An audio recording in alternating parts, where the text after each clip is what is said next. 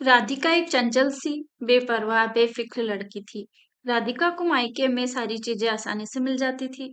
उसके एक बार कहने पर ही सारी चीजें उसके हाथ में आ जाती थी। राधिका और अविनाश की शादी को कुछ ही महीने हुए थे कि इसी बीच अविनाश के पिताजी का एक्सीडेंट में देहांत हो जाता है कुछ दिनों बाद। अविनाश, कहीं बाहर घूमने के लिए चलते हैं। अभी नहीं। चलिए ना, मेरा बहुत मन था और वैसे भी काफी टाइम हो गया है। हम कहीं बाहर नहीं गए। मेरे पास टाइम नहीं है। आपके पास मेरे लिए टाइम नहीं है तो शादी क्यों की? राधिका, तुम समझने की कोशिश क्यों नहीं करती हो? कितने सारे काम है मुझे। मैं ये सब छोड़कर नहीं जा सकता। इतना कहकर अविनाश बाहर चला जाता है। राधिका उदास हो जाती है और फिर से अपने कामों में लग जाती है। अगले दिन अविनाश, आज मूवी देखने के लिए चलते हैं। 3 से 6 के शो की टिकट करवा ली है मैंने। 3 बजे बाद मुझे वकील के पास जाना है। कल चले जाना वकील के पास। राधिका, तुम ऐसा बोल भी कैसे सकती हो? तुम्हें पता है ना, पापा का एक्सीडेंट हुआ है। इसी कारण मेरा वकील से मिलना बहुत जरूरी है। मुझे शॉपिंग करना है, मेरे सारे सामान खत्म हो गए हैं। ठीक है, चली जाओ तुम। तुम नहीं चलोगे मेरे साथ? राधिका, तुम्हें पता है ना, कितने सारे काम है मुझे। दुकान पर भी सही से ध्यान नहीं दे पा रहा हूँ।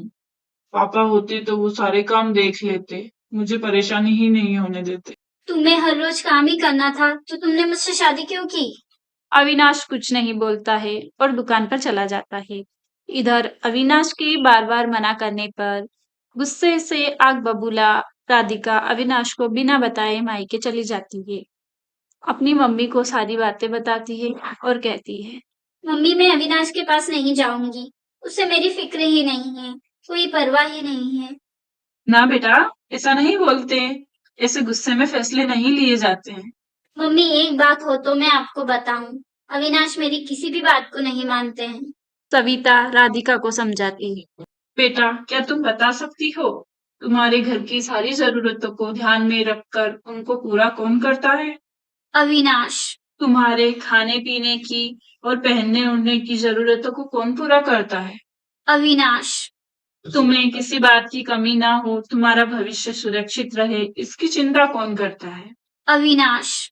सुबह से शाम तक कुछ रुपयों के लिए बाहर कौन रहता है? अविनाश। परेशानी और गम में कौन साथ देता है? अविनाश।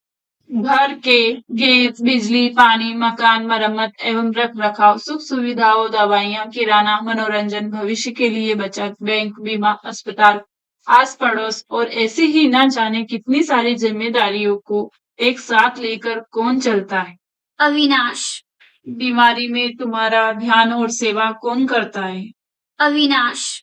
बेटा, अविनाश का भी मन करता होगा बाहर जाने का, मूवी देखने का, शॉपिंग का, दोस्तों से मिलने का, लेकिन वो खुद की खुशी को पीछे रखकर तुम्हें किसी चीज की कमी ना हो, तुम्हारी सुख सुविधा को आगे रखता है और उनको पूरा करता है।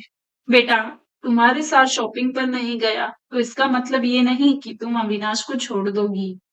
बेटा, एक बार तुम सोचो कि अविनाश ने तुम्हारे साथ घूमने जाने और शॉपिंग पर जाने के लिए क्यों मना किया है? क्योंकि मुझे किसी बात की कमी ना हो, घर में पैसा आता रहे ताकि हमारा घर अच्छे से चलता रहे।